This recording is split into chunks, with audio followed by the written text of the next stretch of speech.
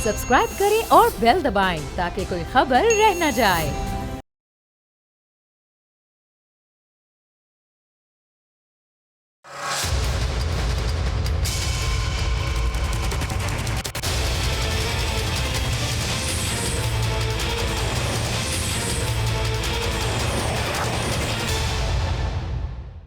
अस्सलाम वालेकुम, आप देख रहे हैं प्रोग्राम बस बहुत हो गया। मैं हूं अरबाब जहांगीर। पाकिस्तान तहरीक इंसाफ की हुकूमत पिछले कुछ महीनों से बैक टू बैक मिलने वाली कामयाबियों के बाद अब पहले से कहीं ज्यादा हमें मुस्तहकम और ताकतवर नजर आ रही है। सियालकोट का ज़िमनी इलेक्शन हो, आज़ाद कश्मीर और गिलगित बल्तिस्तान में हुकूमत बनाना हो, अपोजिशन की धमकियों के बावजूद आसानी से बजट पास करवाना हो, या फिर वाज़ेह अक्सरियत ना होने के बावजूद सेनेट में अपना चेयरमैन और डिप्टी चेयरमैन लगाना हो, अपोजिशन की हुकूमत मुखालिफ तहरीक का खुद से ही नाकाम हो जाना हो, इन सब चीज़ों ने वज़ीर आज़म इमरान खान की हुकूमत को जैसे एक नई ज़िंदगी बख्शी है। और जो थोड़ा बहुत प्रेशर उन्हें जहांगीर तरीन ग्रुप की तरफ से मिल रहा था, उन्होंने हम ख्याल ग्रुप के रहनुमाओं से मुलाकात की थी कुछ अर्से पहले, और उसके बाद वो मामला भी ठंडा हो गया था, जिसके बाद वज़ीर आज़म को शायद ये यकीन हो गया था कि उनकी हुकूमत जो अपने 3 साल मुकम्मल कर चुकी है, बाकी के 2 साल भी बड़े आराम से निकाल लेगी। और इसीलिए हुकूमत ने अब शायद सबको ही टफ टाइम देने का फैसला कर लिया है। जिनसे उस वक्त बात की जा रही थी, अब उनके खिलाफ भी कार्रवाई का आगाज़ कर दिया गया। 2 रोज़ पहले ही रेसकोर्स पुलिस ने नज़ीर चौहान को शहजाद अकबर की शिकायत के बाद हिरासत में लिया था, और फिर जमानत मंजूर होने पर उन्हें रिहा भी कर दिया गया था। लेकिन गुज़िश्ता रोज़ शहजाद अकबर की शिकायत पर FIA के साइबर क्राइम विंग ने नज़ीर चौहान को एक मरतबा फिर से हिरासत में ले लिया और अदालत में पेश करके नज़ीर चौहान का 2 रोज़ा जिस्मानी रिमांड भी हासिल कर लिया गया। लेकिन बात यहीं पर रुकी नहीं, बल्कि जहांगीर तरीन ग्रुप के गिर्द घेरा तंग करने के लिए आज नज़ीर चौहान के खिलाफ थाना ग्रीन टाउन की मुद्दत में एक और मुकदमा भी दर्ज कर लिया गया, जिसमें कार सरकार में मुदाखलत और जान से मारने की धमकियों समेत दीगर दफात भी शामिल की गई हैं। इस मुकदमे के मतन में कहा गया है कि आज़ाद कश्मीर इलेक्शन के दिन नज़ीर चौहान अपने कोऑर्डिनेटर और 25 नामालूम अफराद के साथ पोलिंग स्टेशन आए। उन्होंने SHO से बदतमीजी की।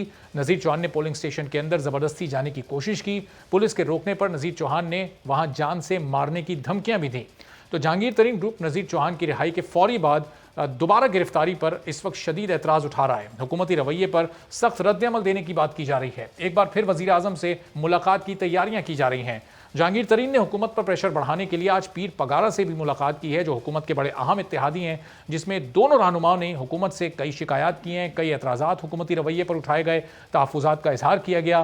पीर पगारा इत्तेहादी होने के बावजूद अरबाब गुलाम रहीम को तहरीक इंसाफ में शामिल करने पर वज़ीर आज़म से शायद कुछ नाराज़ हैं। वो गिला कर रहे हैं कि गैर मशरूत इत्तेहादी होने के बावजूद हमारे ही लोगों को तोड़ा जा रहा है। अब यहाँ पर यह सवाल पैदा होता है कि क्या जहांगीर तरीन की पीर पगारा से मुलाकात हुकूमत के खिलाफ किसी नए फॉरवर्ड ब्लॉक का हिस्सा हो सकती है, क्योंकि 2 महीने पहले तक जहांगीर तरीन काफ लीग से भी राब्तों में थे, लेकिन वज़ीर आज़म ने उस वक्त मोने सिलाई को वफाकी वज़ीर बनाकर काफ लीग के तमाम गिले शिकवे भी दूर कर दिए थे। तो क्या अब आने वाले दिनों में जहांगीर तरीन हुकूमती इत्तेहादी यानी GDA से मिलकर हुकूमत को टफ टाइम देने की कोई तैयारी कर रहे हैं? क्या इससे हुकूमत के लिए मुश्किलात खड़ी हो सकती हैं, या फिर इस बार भी कामयाबी एक बार फिर हुकूमत के नसीब में आएगी? इन तमाम सवालात के जवाब जानने की कोशिश करेंगे। डॉक्टर साहब पाकिस्तान तहरीक इंसाफ की सीनियर रहनुमा हमारे साथ मौजूद हैं। तो डॉक्टर साहब, ये जहांगीर तरीन ग्रुप के खिलाफ एकदम से बजट पास होने से पहले वज़ीर आज़म ने उनसे मुलाकात की थी, इंसाफ की यकीन दहानी कराई थी, बजट पास हुआ, आज़ाद कश्मीर में आप लोग इलेक्शन भी जीतने में कामयाब हो गए, एतमाद का वोट भी प्राइम मिनिस्टर ने इस दौरान ले लिया।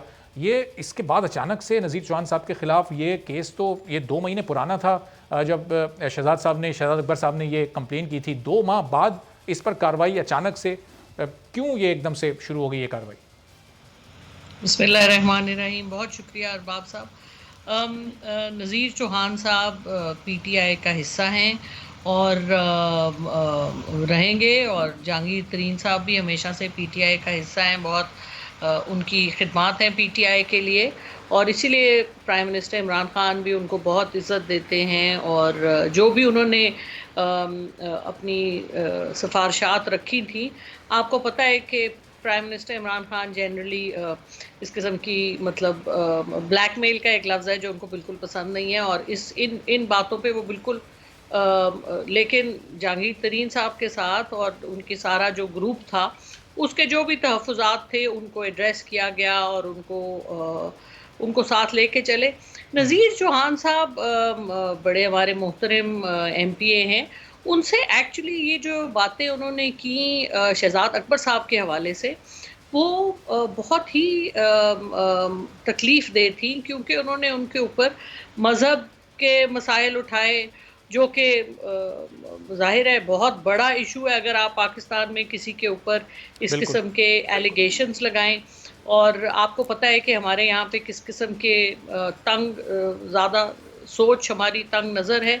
तो उस हवाले से और फिर एक ऐसा आदमी जो नहीं है, उन्होंने तो ये कहा है शहजाद अकबर साहब ने कि ये जिस किस्म के उन्होंने एलिगेशंस लगाए वो बहुत सीरियस थे और उनको इसकी वजह से बहुत जानी खतरा और उनकी फैमिली को इश्यूज थे। तो नज़ीर चौहान साहब मालूम नहीं किस वजह से वो ये इस किस्म की बातें कर रहे हैं, लेकिन मेरा ख्याल है कि ये मामला जो है ये अपने मंतकी अंजाम को पहुंचेगा और डॉक्टर साहब, आई एक्सपेक्ट कि ये वजह तो आपस में वही है। कुछ सॉर्ट आउट हो वजह जाएगा। जो कार्रवाई, जब चीनी कमीशन की रिपोर्ट आई, अचानक कार्रवाई शुरू हुई जहांगीर तरीन के खिलाफ, इंक्वायरी वो जो शुरू हुई, तो उसी पर एतराज़ है ना ज़ाहिर है इस ग्रुप को। ये पाकिस्तान तहरीक इंसाफ का हिस्सा तो है, लेकिन शहजाद अकबर साहब भी पाकिस्तान तहरीक इंसाफ का हिस्सा है। अगर कानून के मुताबिक किसी के खिलाफ भी कोई कार्रवाई हो रही है तो ये 30-35 लोगों का एक साथ हो जाना, खुद को एक ग्रुप कहलवाना, इजलास करना, हुकूमत को वार्निंग देना, तो ये सारी चीज़ें पाकिस्तान तहरीक इंसाफ के अंदर ही हो रही हैं, लेकिन कहीं कोई इंटरनल कार्रवाई नहीं हो रही।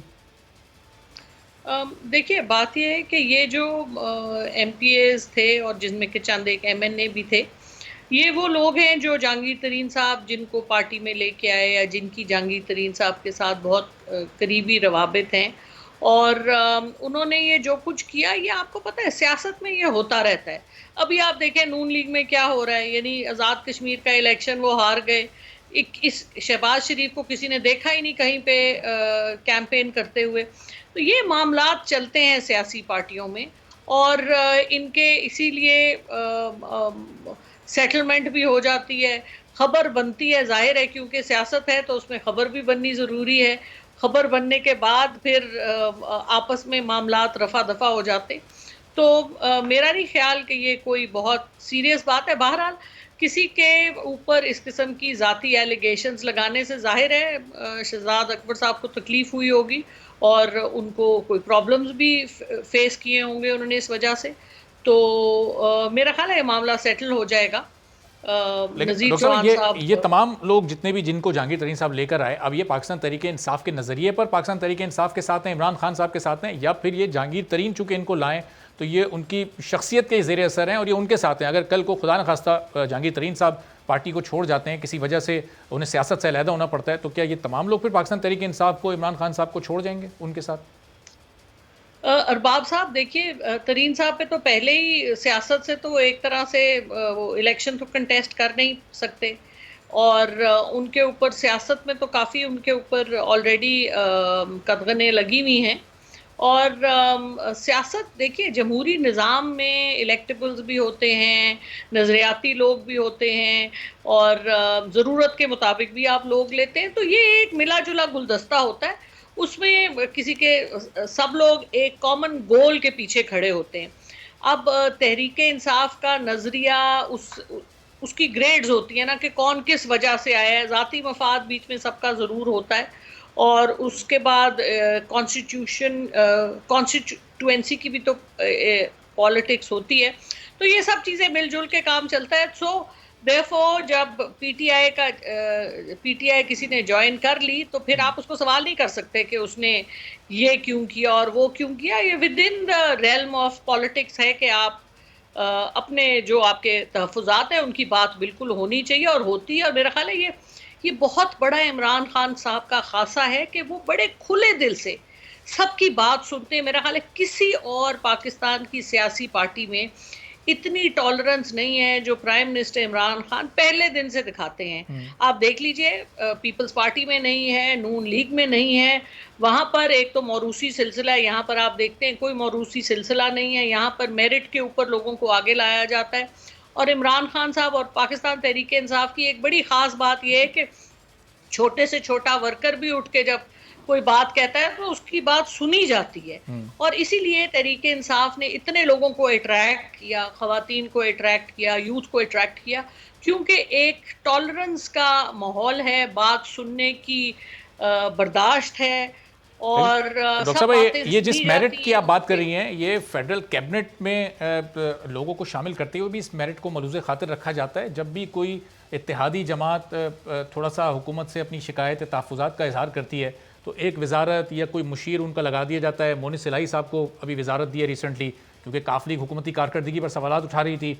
अरबाब गुलाम रहीम साहब को पाकिस्तान तहरीक इंसाफ में शामिल किया, उन्हें सिंध के उमूर का मुशीर लगा दिया।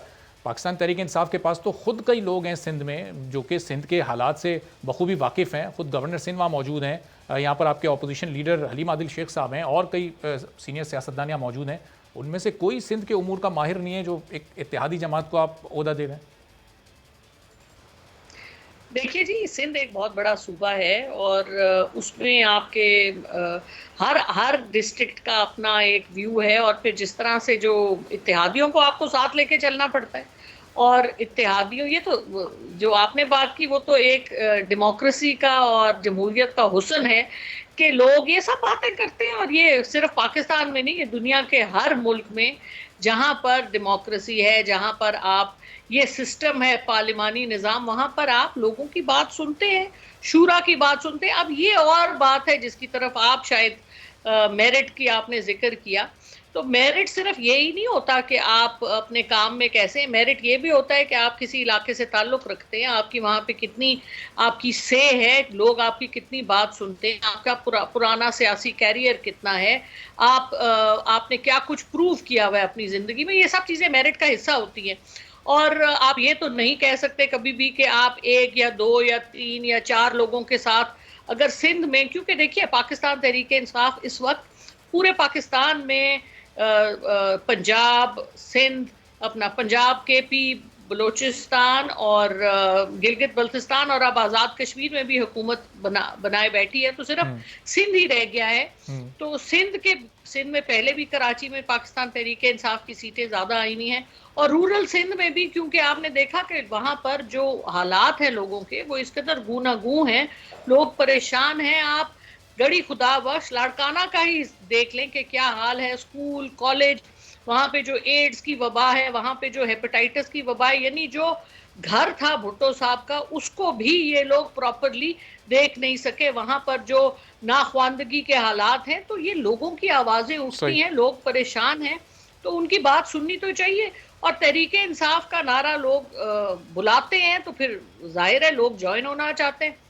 सही, तो ज्वाइन तो होंगे। और चलें अब ये जो सिंध की कारकर्दगी है, सिंध हुकूमत की और खासतौर पर पीपल्स पार्टी की, आगा रफ़ीउल्लाह साहब पाकिस्तान पीपल्स पार्टी के सीनियर रहनुमा, वो इस पर जवाब देंगे। आगा साहब, ये अब ज़ाहिर है सिर्फ सिंध ही ऐसी जगह पाकिस्तान में रह गई है जहाँ पाकिस्तान तहरीक इंसाफ की हुकूमत नहीं है। आज़ाद कश्मीर के इलेक्शन के नतीजे सबके सामने, और आज बिलावल साहब ने तो इन 11 सीटों पर शाबाश दी है अपनी पार्टी के लोगों को। इसका मतलब कि पीपल्स पार्टी इन नताइज से मुतमईन है, उसे कोई एतराज़ नहीं है इन नताइज पर, जिस तरह नून लीग एतराज़ कर रही है और धांधली के इल्ज़ाम लगा रही है। बिस्मिल्लाहिर्रहमानिर्रहीम। देखें, बिलावल भुट्टो जरदारी साहब इसलिए अपने वर्कर को शाबाशी दे रहे हैं कि इस नालायक और नाअहल हुकूमत में, इस जबर में, गोलियों की बौछार में, जिसमें मिनिस्टर पैसे बांट रहे हो और जिसमें पूरी हुकूमती मशीनरी आपके खिलाफ हो, और इसमें भी पाकिस्तान पीपल्स पार्टी के जियाले 11 सीटें इनसे छीन के लाए अपनी वोटों की ताकत से, उसके बावजूद भी, तो इसलिए शाबाश दे रहे हैं। बाकी इसमें कोई दो राय नहीं है कि हमारे कैंडिडेट्स के ऊपर हमले हुए हैं, हमारे लोगों को पोलिंग स्टेशन से बाहर निकाल के उनको धक्के देकर वहाँ ठप्पे लगाए गए, जिसके खुले सबूत और खुले वीडियोस मौजूद हैं। इससे ज्यादा और क्या आपको चाहिए। बाकी रहा, अभी मैं आपकी बात सुन रहा था कि ये चले हुए कारतूस जो अब दोबारा ये ले रहे हैं, तो वो भी इस शर्त पर लोग इनके साथ आ रहे हैं कि हाँ, हमें क्या दोगे, इस बंदरबाट के अंदर हमें क्या शेयर मिलेगा। तो उसके ऊपर आप अगर लोगों को हुकूमत में या माविन खुसूसी या इस किस्म के ओहदे देकर लेके आएंगे, तो ज़ाहिर सी बात है आपके नज़रिए पे आपकी तब्दीली को दुनिया ने देख लिया है कि ये एक नाकाम तरीन तब्दीली जो जिसका खोखला नारा लेके आए, जो कि बेरोजगारी और महंगाई के और लोड शेडिंग, और इस आज कराची वालों से पूछे ना गैस है ना बिजली है, तो आप अंदाजा लगाएं कि इन सब कौन जाने के लिए तैयार है। हाँ, आज आप इनकी ये जो खोखली लेकिन आगा साहब ये आज आप हटा दें। आगा साहब, ये आप ठप्पो का जो इल्जाम लगा रहे हैं, ये 11 सीटें आपने जीती हैं, 6 सीटें नून लीग ने जीती हैं, तो ये 11 और 6 इन 17 हलकों में कहीं कोई धांधली नहीं हुई, यहाँ पर बिल्कुल फ्री एंड फेयर इलेक्शंस हुए? नहीं, क्यों नहीं हुई? आप देखें ना, हमारे हमारे वर्करों के, हमारे जियालों के जो है वो सर और जिस्म खूनम खून हुए हैं।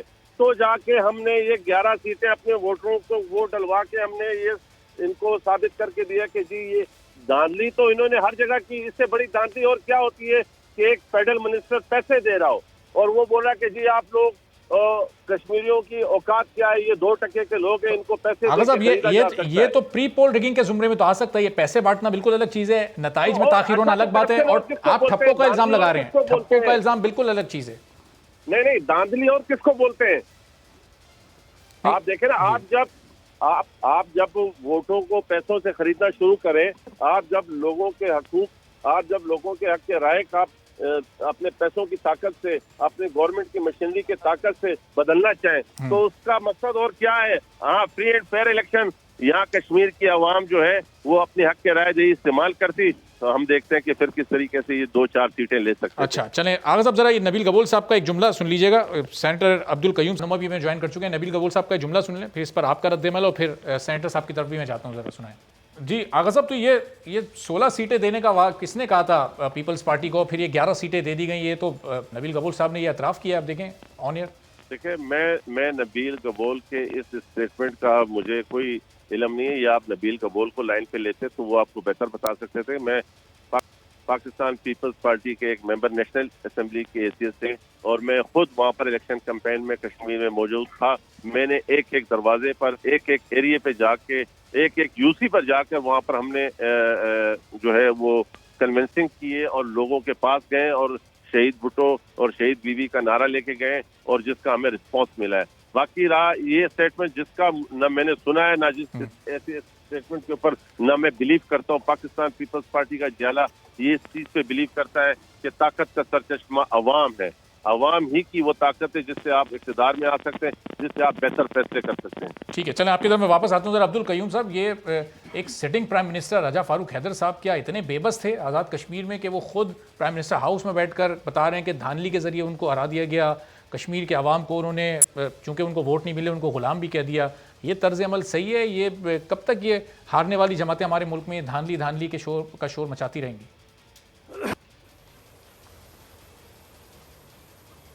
ये एक अनफॉर्चुनेट स्टेट है मेरे ख्याल में। मुल्क में हमारा जो निज़ाम है इलेक्शन, वो इतना फूल प्रूफ होना चाहिए कि धांधली का इशू ना उठे।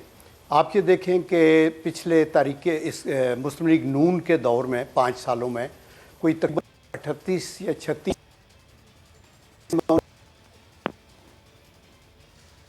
में भी ये पार्टियों की शिकायत है, तो उस शिकायत को पार्टी की 11 सीटें 3 लाख वोट लेके 11 सीटें कह रहे हैं कि धांधली हुई है। मैं अभी बाद भी वो ये कह रहे हैं कि धांधली हुई है। मैं अभी बिलावल साहब को सुन रहा था, हमारी पार्टी उनका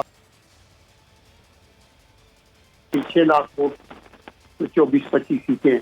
मकसद ये है कि ये बातें तो अपने तौर पे टीवी टॉक शोज में हम कह रहे हैं, कहते रहेंगे बहुत से लोग पार्टियों के, लेकिन आई थिंक इलेक्शन कमीशन को रिव्यू करना चाहिए पार्टियों को, और ये देखना चाहिए कि कहाँ कहाँ उनको क्या शिकायत थी, क्या प्री पोल रिगिंग क्या थी, ड्यूरिंग शिकायत थी, क्या प्री पोल रिगिंग क्या थी, ड्यूरिंग पोल क्या हुआ, और इस सारी चीज़ को।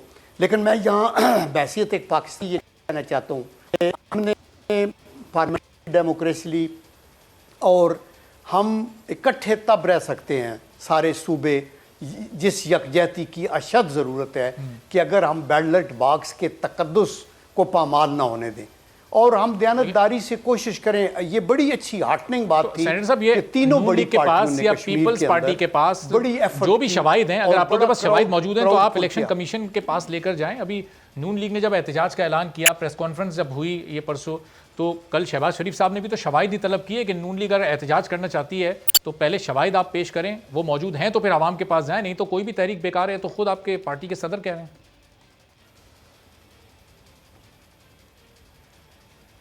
या बिल्कुल, मैं भी यही कह रहा हूँ ना कि शवाहिद के साथ हर पार्टी को आगे आना चाहिए।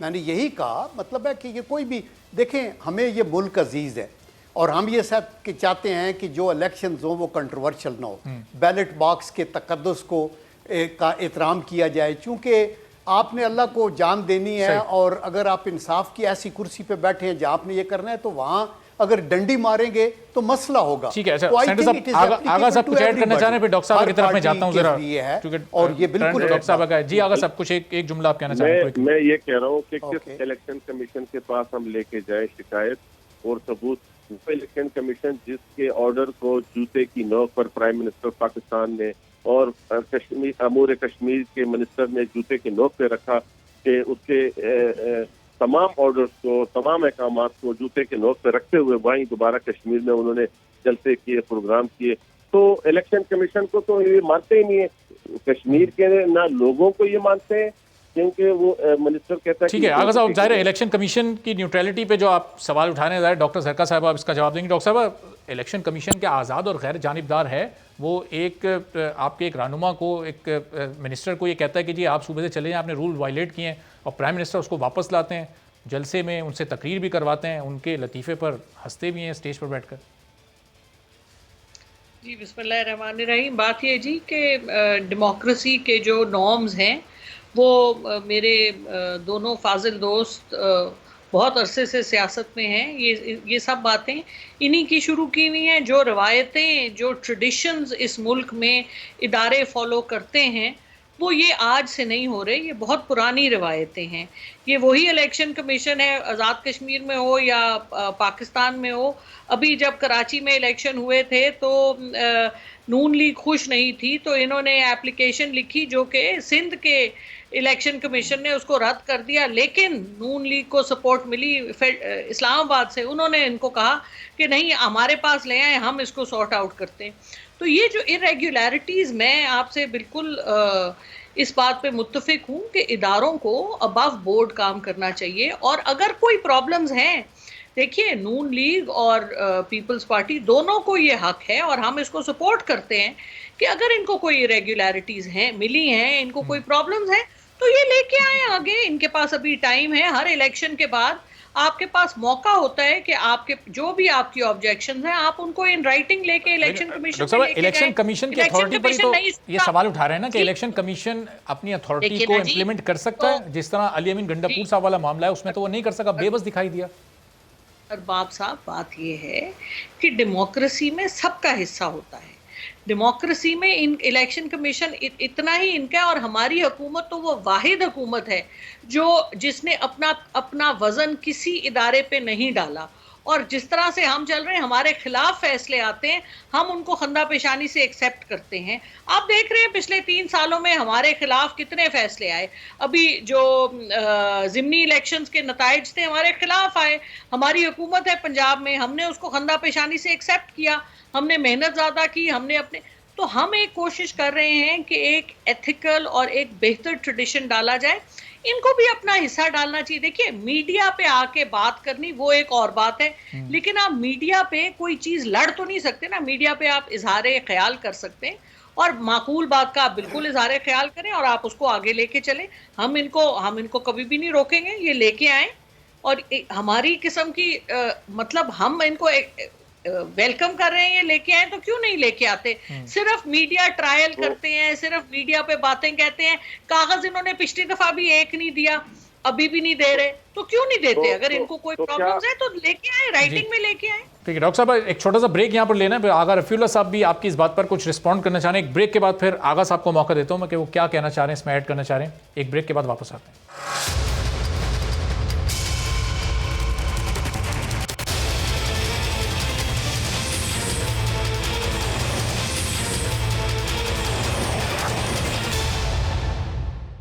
प्रोग्राम में एक बार फिर आपको खुशामदीद कहते हैं। डॉक्टर जरका साहब पाकिस्तान तहरीक इंसाफ से, आगा रफीउल्लाह साहब पाकिस्तान पीपल्स पार्टी से, और अब्दुल कयूम साहब पाकिस्तान मुस्लिम लीग नून से हमारे साथ मौजूद हैं। तो आगा साहब, जाहिर डॉक्टर जरका साहबा ये कह रही हैं कि ये इलेक्शन कमीशन आज़ाद है, गैर जानिबदार है, आपको ये लगता है कि हुकूमत ने उसको नहीं इंपॉर्टेंस दी? क्या आप ऐड करना चाह रहे थे? ब्रेक से पहले आप कुछ कहना चाह रहे थे। मेरी ये कुलीग इस बात को ऑन कर रही है कि वाकई प्राइम मिनिस्टर ने और मिनिस्टर ने उसको जूते के नोक पे रखा, और जिस इलेक्शन कमीशन को ये मानती हैं और मान रही हैं कि जिसकी बात ही ये नहीं मान रही, तो हम किस आइन और किस कानून के तहत और किस इलेक्शन कमीशन के पास जाएं, किसके खिलाफ जाएं? जब देखें प्लीज, अगर मेरी बात कंप्लीट सुन लेंगे तो आपको आसानी होगी।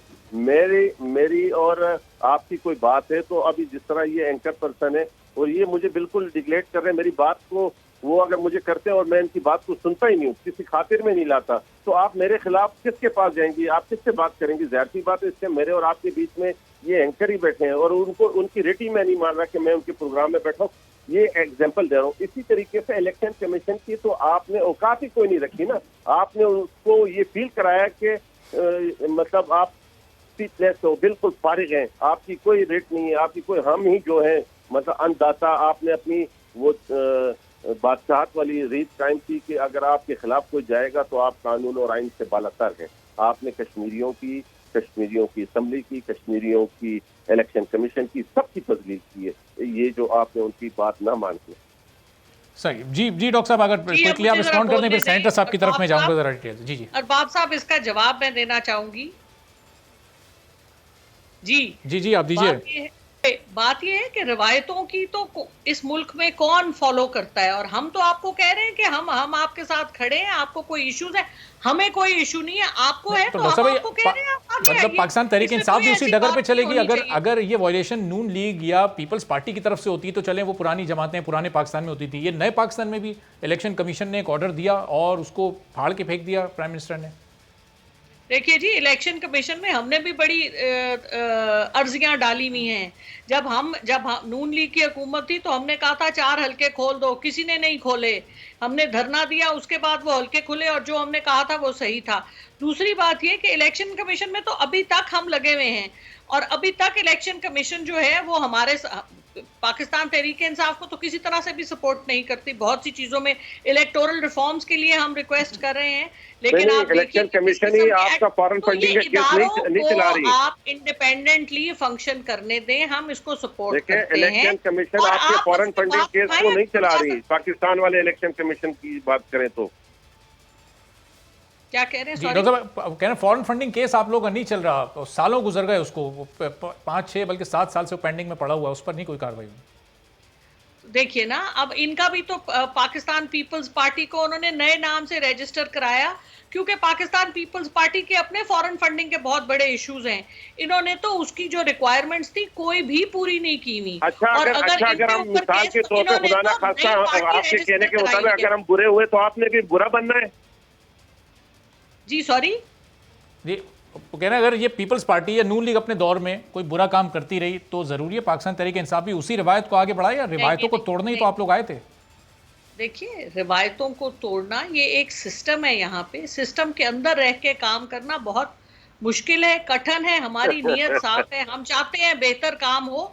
और आप देख रहे हैं इस दफा बजट आया, देखिए जितनी मर्जी इन्होंने हमें नालायकी के इन्होंने डॉक्टर साहब बता रहे हैं ये रिवायतें तोड़ना बड़ा मुश्किल आप कह रहे हैं, लेकिन दिल चाहा हमने कहा। अब सेंटर साहब बहुत देर से इंतजार कर रहे हैं, जरा अच्छा खासा टाइम आप दोनों ले चुके हैं। जरा अब्दुल कयूम साहब की तरफ जरा मुझे जाने दें, बहुत देर से इंतजार करें। आगा साहब जरा रुकिएगा काइंडली, मैं आपकी तरफ वापस आता हूँ जरा। तो अब्दुल कयूम साहब, ज़ाहिर है ये रिवायतें तोड़ना बड़ा मुश्किल है, तो अब इदारों को स्ट्रेंथन करना पड़ेगा। उसके लिए आप भी ऐवान बाला में मौजूद होते हैं, डॉक्टर साहब भी मौजूद होती हैं। अब इसमें सेनेट का किरदार, हमारी पार्लियामेंट, हमारे पार्लियामेंटेरियंस क्या रोल अदा कर सकते हैं? इस वक्त की ज़रूरत क्या है, तकाजे क्या है इस दौर के? मैं ये कहना चाहता हूँ कि देखें, हमें खुदा के लिए किसी वक्त तो पार्टियों से ऊपर उठ के मुल्क का सोचना होगा। आप मेरी बहन बहुत बातें कह रही हैं, लेकिन उन्होंने यही कहना अपनी पार्टी को डिफेंड करना है। लेकिन आप ये देखें कि राइट फ्रॉम दैट टाइम जब ये कन्वेंसिंग कर रहे थे इमरान खान साहब, तो ये कंटेनर पे खड़े होके तो कह रहे थे, बगावत करने को कह रहे थे, फाड़ दो, बिल्स ना अदा करो, टैक्स ना पे करो। उधर शेख रशीद साहब क्या कह रहे थे, उड़ाओ, जलाओ, बुझलाओ। इसके बाद फिर जब ये हुकूमत साथ ये कह रहे थे कि वो हमारे आने वाले हैं, फ़ौज को भी कंट्रोवर्शियल बनाया, बदनामी का बायस बना। तो अभी खुदा के लिए इन चीज़ों को छोड़े, ये कोई लोगों की इंटेलिजेंस को आप इंसल्ट नहीं कर सकते। लोग समझते हैं कि आप कैसे आए, क्या अभी एक मौका मिला है, अच्छी रवायात कायम करें। ये ना कहें फ़लाँ वक़्त में फ़लाँ ने ऐसे किया, अगर उन्होंने गलत किया तो गलत किया। आप तो एक नए पाकिस्तान की बात करते हैं, अगली हुकूमत आएगी तो आपकी गलतियों को वो फॉलो उसको नहीं करना चाहिए। उसको अपने स्टैंडर्ड्स, नए मोरालिटी के, पार्लियामेंट्री जो डेकोरम है उसके उनको बनाने चाहिए। तो आप ये देखें कि जैसे मेरे भाई ने बात की फॉरेन फंडिंग का केस है कितनी, इसी तरह ये जो कराची से जो वार्डर साहब का मसला था, आप देखें कि उनका बिल्कुल रिजेक्ट होना था, इधर छोड़, फिर उनको रिज़ाइन करा, फिर उधर ले गए। तो मतलब है हम क्या, अगर इमरान खान साहब इतने फोर्थ राइट हैं तो वो कहते हैं कि you resign because you have violated, और इलेक्शन कमीशन ये कह रहा है। तो आप तो सारी अभी भी जो आज़ाद कश्मीर का इलेक्शन कमीशन है, प्राइम मिनिस्टर ने खुद कहा हुकूमत भी नून की, इलेक्शन कमीशन भी नून का, फलाना भी, उनको भी बख्शा नहीं है। और फिर फाइनली जब ये उन्होंने कहा ये मिनिस्टर ऐसे कह रहे हैं ना आए जैसे कहा गया, तो आई थिंक इन चीज़ों को कोई बंदा डिफेंड नहीं कर सकता। हम अगर ये कहें कि नहीं माजी में नून के वक्त में फलाने वक्त में फलाना हुआ, तो अगर गलत हुआ तो नून ने गलत किया और आइंदा नहीं करना चाहिए, और दैट इज़ वाई वो लूज कर गए। और आपको अगर हुकूमत जेन्युइनली आप तो समझते हैं कि इलेक्ट होके आए हैं तो नए स्टैंडर्ड सेट करें। लेकिन अब्दुल करीम साहब, ये जो इलेक्शन हुए हैं, मैं ये रिफॉर्म्स की तरफ ये गवर्नमेंट जाना चाहती है कि जो आपसे, मैं अब्दुल करीम साहब आपसे सवाल कर रहा हूँ, ये इलेक्टोरल रिफॉर्म्स की तरफ ये गवर्नमेंट जाना चाहती है, एक विल तो हमें नजर आ रही है कि इलेक्टोरल रिफॉर्म्स ये लाना चाहते हैं, उस पर अपोजिशन जमातें एतराज़ कर रही हैं। फिर ये अगर किसी एक अच्छा कदम उठा रहे हैं इलेक्शन के पूरे सिस्टम को बेहतर करने के लिए, तो उसमें आप पीपल्स पार्टी, दीगर अपोजिशन की जमातें साथ दें, इनका इनको तजवीज़ दें। हम ये कहते हैं, देखें ये अच्छी बात है, इलेक्टोरल रिफॉर्म्स नहीं, सिर्फ जुडिशल रिफॉर्म्स हैं, आपकी एजुकेशन रिफॉर्म्स हैं, लेकिन एक माहौल तो पैदा करें।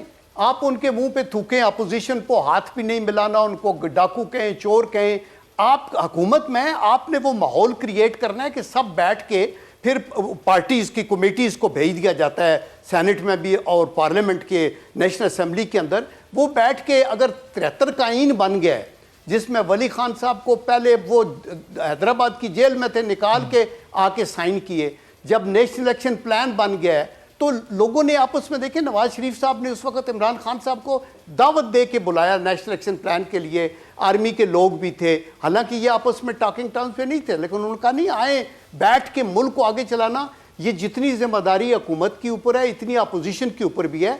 हमें आप एक कलम के साथ रद्द ना कर दें कि हमारी कुट्टी है इनके साथ। अब जब कुट्टी करते हैं और बोलते ही नहीं है या बात नहीं करते, तो दैट मीन्स कि आप कॉन्स्टिट्यूशन को भी वायलेट कर रहे हैं, because leader of the opposition या अपोजिशन के लोग सूबों में इधर वो इलेक्टेड लोग हैं, लोगों के रिप्रेजेंटेटिव हैं, दे डिजर्व रिस्पेक्ट, हुकूमत को ये माहौल पैदा करना है। आगा साहब, अगर हुकूमत माहौल पैदा करती है तो फिर पीपल्स पार्टी भी है सीरियस है हुकूमत का साथ देने के लिए। आगर अफील्ला साहब देखिए, मैं अभी आपको थोड़ा सा मुझे सुनिएगा, बात ये है कि ये बातें उन लोगों से की जा सकती है जो लोग पार्लियामेंट को अहमियत है, जिनका मिशन ये हो कि मैं पार्लियामेंट को बेतौकीर करूं, जिनका मिशन ये हो कि मैं इस जमहूरी प्रोसेस को बेतौकीर करूं, जिनका मिशन ये हो कि सिर्फ और सिर्फ हमने कोलैप्स करने ये सारे इदारे, तो फिर उनके साथ कोई बात नहीं हो सकती। अब मुझे एक बात बताएं, अगर मैंने और आपने किसी चीज़ पर कोई चीज़ लेके आनी है, रिफॉर्म्स लेके आने हैं, तो वो क्या रिफॉर्म्स किस तरीके से आएंगे? आप मुझसे मुशावरत चाहते हैं? मुशावरत के लिए तो पहले ये होगा कि ये इदारे क्यों कोलैप्स करना चाहेंगे? अगर ये इदारे कोलैप्स हो जाएंगे तो इनकी हुकूमत भी कोलैप्स हो जाएगी फिर तो ये तो देखें, ये तो मुल्क को उस तरफ लेके जा रहे हैं, ये वहां पर लेके जाएंगे कि फिर उसके बाद जो है ना हमें पछताने का भी मौका नहीं मिलेगा। मैं आपको एक बात बता दूं कि आप अगर इनसे तवक्को कर रहे हैं कि ये कोई रिफॉर्म्स लेके आ सकते हैं, अगर ये सीरियस होते हैं रिफॉर्म्स लाने के लिए, तो ये 2-4 मशीनें लाके कौमी असेंबली के फ्लोर पे नीचे यहाँ लाके रख के और लोगों के सामने। लेकिन आगा साहब, प्राइम मिनिस्टर ने बजट की जो क्लोजिंग स्पीच थी उसमें उन्होंने ऑफर की थी ऑपोजिशन को। जरका साहब, हुकूमत वाकई सीरियस है, बस 10 सेकंड रह गए। मुझे आप कंप्लीट करने देना, मुझे आप देखें ये मौका जल्दी से एक जुमले जी। मैं आपको देखें, अगर आप रिफॉर्म्स लाना चाहते हैं, तो अगर आप कोई चीज़ पे कंसेंसस करना चाह रहे हैं, आप चाह रहे हैं कि हम सब मुत्तफिक हो जाए, तो उसको आप ऐसा तो नहीं कर सकते बजट में आपने उसके लिए बजट में पैसे रख लिए हैं, उसकी 4 मशीनें ला के रखी हैं और आपने कहा कि जी हम इलेक्शन रिफॉर्म्स लेके आ रहे हैं। आप इलेक्शन रिफॉर्म्स नहीं लेके आ रहे, ठीक है, अमली अभी तक कोई कदम नहीं उठाया जा रहा। आगा साहब, बिल्कुल वक्त खत्म हो गया, बस जरका साहब से एक आखिरी रिमार्क्स में लेना। जरका साहब, अमली तौर पे कुछ नहीं किया जा रहा, ये सिर्फ बातों की हद तक ये इन्विटेशन है, तो उसके लिए तरमीम करनी पड़ेगी और तरमीम के लिए आपको अक्सरियत चाहिए, इनके पास नहीं है। ये रिफॉर्म नहीं लाना चाहते, ये सिर्फ कौम को कंफ्यूज करना चाहते हैं। डॉक्टर साहब, अमली तौर पर कैसे इसको मुमकिन बनाएंगे, जरा शॉर्टली बता दिएगा, जब आपके पास अक्सरियत ही नहीं है, तरमीम कैसे होगी? जी, बहुत शुक्रिया जी। मैं जनरल कयूम साहब की बात को आगे लेके चलती हूँ कि शायद वो तो 6 साल में अपने ना कर सके, लेकिन हमारी कोशिश ये है कि हम, और उससे पहले भी वो पॉलिटिक्स में काफ़ी अरसे से हैं, रफ़ीउल्लाह साहब भी मेरे लिए बहुत मुक़द्दम और सीनियर हैं। बात ये है जी कि जो इस वक़्त पाकिस्तान में है, उसके ज़िम्मेवार हमारे पाकिस्तानी ही हैं। कोई बाहर से लोग नहीं आए जिन्होंने इस मुल्क का बेड़ा गर्क किया है। अब अगर ये हुकूमत आई है, आप इससे अग्री नहीं करते, आप अपनी पार्टी को रिप्रेजेंट करते हैं, हम आपके साथ दिल खोल के खड़े हुए हैं। आप ये देखिए जी, ये यही ऑपोजिशन थी जिसने इमरान खान साहब को पहली उनकी स्पीच नहीं होने दी थी, और हम उसके बावजूद इनको मौका देते हैं, इनकी बात सुनते हैं। जो जिस किस्म का तशद्दुद वाले माहौल में हम रहते हैं, उसके बावजूद हम कहते हैं जी आइए मिल के काम करते हैं। लेकिन अगर वो ये कहें कि एनआरओ दे दो, हमारे काम हमें, हम पे केस ना करो, हम पे ये ना करो। बहुत बहुत शुक्रिया डॉक्टर ज़रका साहिबा, आगा रफ़ीउल्लाह साहब, अब्दुल कयूम साहब। हुकूमत कह रही है कि हम दिल खोल कर खड़े हैं और हम ऑपोजिशन को वेलकम करते हैं, लेकिन ऑपोजिशन का ये एतराज़ है और ये शिकायत है कि हुकूमत हमसे बात करने को तैयार नहीं है। बहरहाल फैसला आवाम ने करना है। एक ब्रेक लेते हैं और ब्रेक के बाद जब वापस आएंगे तो एक कोरोना की चौथी लहर जो इंतहाई ख़तरनाक हो गई है, और सिर्फ कराची में ही तकरीबन 30% पॉजिटिव केसेस की शरह हो गई है। अब इसके बाद क्या हालात हो सकते हैं, इस पर गुफ्तगू होगी एक ब्रेक के बाद।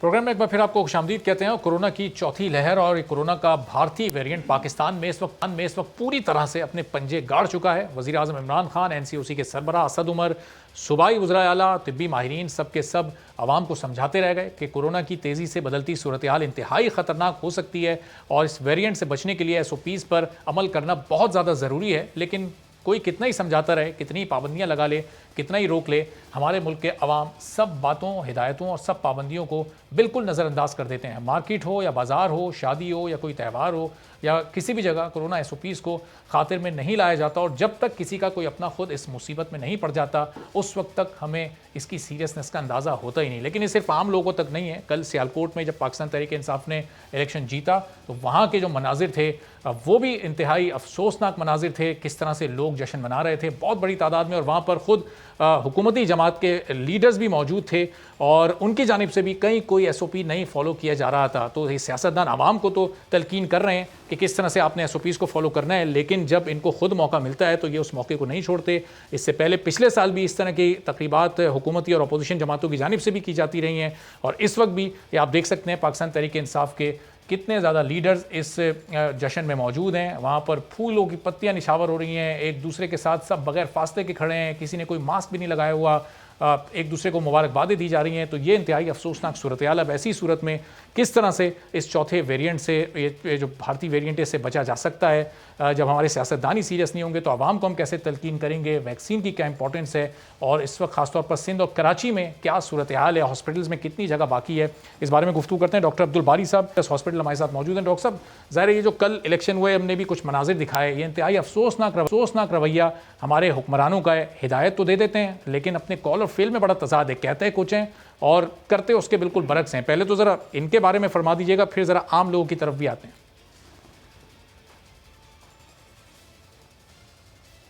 देश का रिस्पॉन्सिबिलिटी है और इसमें सबको अपना हिस्सा डालना है, चाहे वो पॉलिटिकल लीडरशिप हो, क्योंकि जो बात यह है कि उन पे जिम्मेदारी ज़्यादा होती है और जो हुकूमत ख़ासतौर पर ज़्यादा होती है। तो हम लोग जब रोल मॉडल नहीं बनेंगे और हम लोग वो हरकत करेंगे, अगर मैं एज अ डॉक्टर भी वो नहीं करूं, मैं बहुत सारी जगहों पे, बहुत सारी, क्योंकि आपको पता है कि शादियों की दावतें आदि होती, नहीं जा रहा होता हूं और मैं यही कह रहा होता हूं क्योंकि मैं लोगों को मना कर रहा हूं और मैं उन तकरीबात में जाऊं तो क्या असरात, मेरी ज़बान में क्या असर होगा। तो इसलिए हम सबको अपना रोल अदा करना हुआ, चाहे वो पॉलिटिकल पार्टीज़ हों, चाहे वो मजहबी स्कॉलर्स हों, चाहे वो मीडिया हो, चाहे हम आम आवाम हो। और जब तक हम लोग डिसिप्लिन नहीं होंगे तो ये वेव, चौथी वेव है, कल 5वीं होगी, फिर 10वीं होगी, 15वीं होगी। इसलिए हम सबको, और किसी किस्म के भी जो लॉकडाउन्स हैं, चाहे वो स्ट्रिक्ट हो, चाहे वो स्मार्ट लॉकडाउन हो, वो अफादत उसकी नहीं हो सकती जब तक कि हम दिल से तैयार ना हो और हम इसको समझे नहीं कि, और इसके लिए जो है ना, और अब तो वैक्सीन आ चुका है, वैक्सीन हमको खुशकिस्मत है कि मुफ्त मिल रही है, दूसरे ममालिक में तो लोग ब्लैक में खरीद रहे हैं। तो हमको तो अपनी वैक्सीनेशन के ऊपर जोर दे के जल्दी से वैक्सीनेशन करवाएं ताकि हम एक नॉर्मल ज़िंदगी की तरफ आएँ। सही। अब ज़ाहिर डॉक्टर साहब, जो हुक्मरान है उनकी तो अपनी जिम्मेदारी है, लेकिन लोगों की इनफरादी भी अपनी जिम्मेदारी है।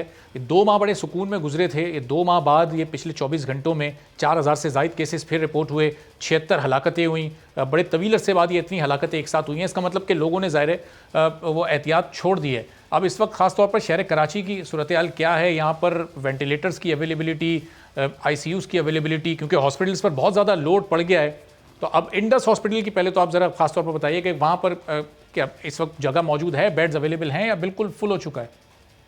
बिल्कुल फुल है जी। इंडस हॉस्पिटल का जो कुछ हॉस्पिटल का कराची के ऐसे हैं जो कि सबसे पहले भरते हैं और सबसे आखिर में खाली होते हैं, वो प्रेफर्ड हॉस्पिटल्स होते हैं। और बाकी जो है ना, इसलिए और बाकी अस्पतालों में भी अपनी स्ट्रेटेजी बना ली है, क्योंकि हम मॉनिटर कर रहे होते हैं। हमारी एक टीम जो है ना, एक हमारी कोविड की एक स्ट्रेटेजिक टीम है जो सूरत हाल का जायजा लेती रहती है और उसी हिसाब से अपनी एक्टिविटी को बढ़ाती रहती है। और जब सूरत हाल कंट्रोल में आ रही होती है तो उसी हिसाब से हम बेड्स को वापस कर रहे होते हैं।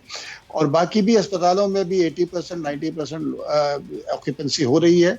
मंगल के दिन एक चीफ मिनिस्टर हाउस में एक उनकी सदारत में प्राइवेट हॉस्पिटल्स और पब्लिक सेक्टर हॉस्पिटल सब सर जोड़ के बैठे थे कि आइंदा की स्ट्रेटेजी, क्योंकि हमें हालात आगे बहुत अच्छे नजर नहीं आ रहे थे, तो हमको अपनी एक्टिविटीज़ बढ़ानी है, अपने बेड्स को बढ़ाना है, ICU की एक्टिविटी को बढ़ानी है, ऑक्सीजन की सप्लाईज के ऊपर भी गौर फिक्र किया गया। और ये जो खासतौर पे जो ये चौथी लहर जो है, ये डेल्टा वेरिएंट, ये इसमें किस तरह के पेशेंट ज़्यादा आ रहे हैं? वो जो नॉर्मल वार्ड्स में मतलब कम शिद्दत वाले लोग ज़्यादा हैं, ICUs में ज़्यादा लोगों को रखना पड़ रहा है, या फिर वेंट पर बहुत ज़्यादा लोगों की ज़रूरत पड़ रही है? ये किस तरह से ये फर्क हो रहा है?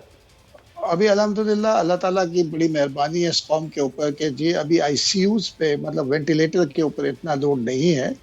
अभी तकरीबन 96 मरीज कराची में जो है ना वो वेंटिलेटर के ऊपर हैं, जबकि हमारी कैपेसिटी कोई तकरीबन 400 वेंटिलेटर 400-450 वेंटिलेटर हैं, मतलब अभी 350 वेंटिलेटर खाली हैं। अच्छा। लेकिन अगर हमने एहतियात नहीं की, अपनी जिम्मेदारी नहीं निभाई, तो ये अल्लाह ना करे कि वो सिचुएशन में हम लोग जाएंगे ताकि फिर हम ढूंढ रहे हों कि वेंटिलेटर की ज़रूरत है। और डॉक्टर साहब, अभी ये जो लोग कोरोना से अभी जो मुतासिर हैं, जो मरीज़ हैं, अभी जो हॉस्पिटल में एडमिट हैं, उनमें से कितनी बड़ी तादाद ऐसी है जो वैक्सीनेटेड है, जो वैक्सीन लगवा चुके हैं, उसके बावजूद वो इसमें मुब्तला हो गए?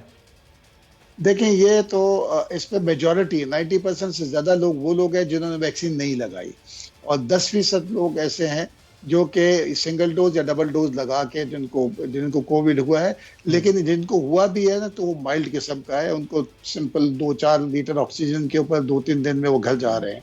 तो इसलिए हम एक डेटा हमारे पास मौजूद है कि जो वैक्सीन आपको प्रोटेक्शन देती है, तो मैं आपके तवस्सुत से लोगों से रिक्वेस्ट करता हूँ, लोगों से इल्तिजा करता हूँ, कोई तरीका मुझे बताएं कि किस तरीके से ये लोग मान लेंगे कि, और हम सबको जिसका जो जहाँ असरात हैं वो लोगों को इस पे कन्विंस करें। तो खुदारा सही। और डॉक्टर, पिछले 3 रोज में तो हमने देखा है कि बहुत बड़ी तादाद में लोग वैक्सीनेशन की तरफ माइल हो रहे हैं। एक्सपो सेंटर में हम देख रहे हैं कितनी बड़ी बड़ी लाइन्स लगी हुई हैं। ये 31 अगस्त तक की जो डेडलाइन असद उमर साहब की तरफ से दी गई है, ये कितना फ़र्क डाल सकती है इस चौथी लहर पर? क्या ये वैक्सीनेशन करवा लेना इससे वाकई निजात हासिल करने का तरीका है? और जिन लोगों ने 2 डोजेस लगवा लिए हैं, क्या वो अगर कुछ खौफ हो उनमें कि कोरोना एक बार फिर उनको हो जाएगा, क्या वो तीसरी डोज भी लगवा सकते हैं? इजाज़त है उनको?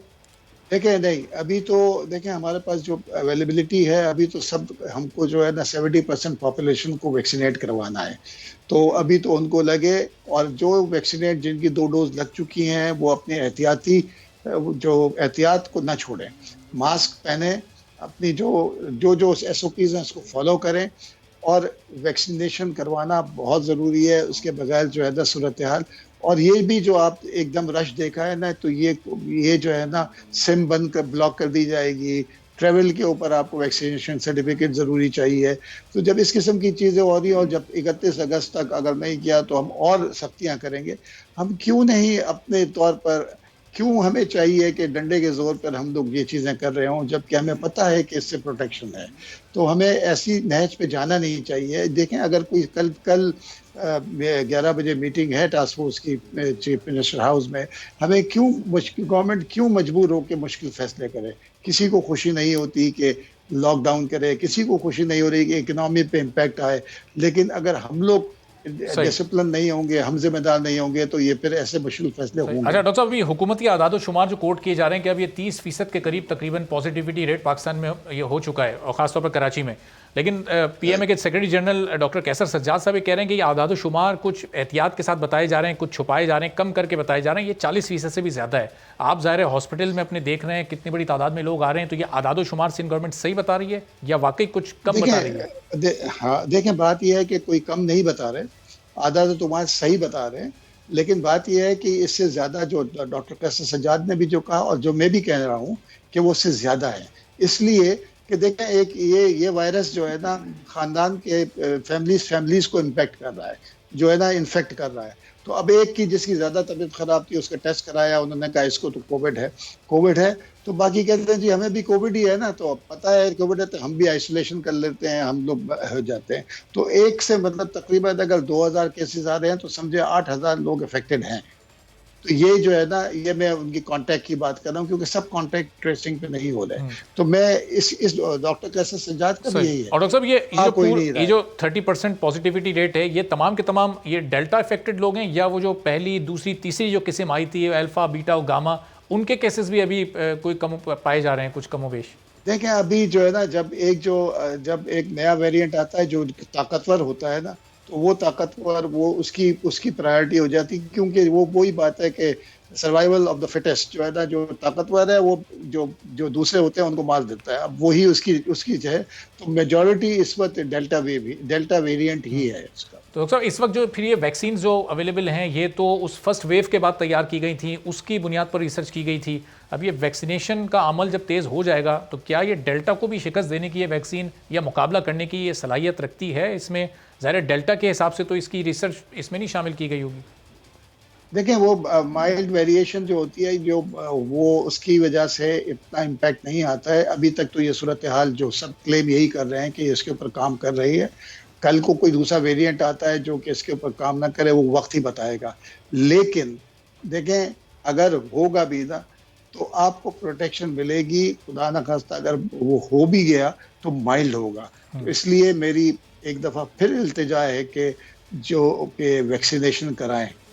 ठीक है, बहुत बहुत शुक्रिया डॉक्टर अब्दुल बारी साहब, इंडस हॉस्पिटल के CEO मौजूद थे। वैक्सीनेशन की अफादियत पर, उसकी अहमियत पर जोर दे रहे थे कि इस वक्त बहुत ज़रूरी है कि वैक्सीनेशन के अमल को तेज़ किया जाए, और हुकूमत ने अब पाबंद भी कर दिया लोगों को कि 31 अगस्त तक अगर जिसने वैक्सीनेशन नहीं करवाई उसके खिलाफ फिर मज़ीद सख्ती हुकूमत की जानिब से की जा सकती है। आज के प्रोग्राम से इजाज़त दीजिए, अल्लाह हाफ़िज़।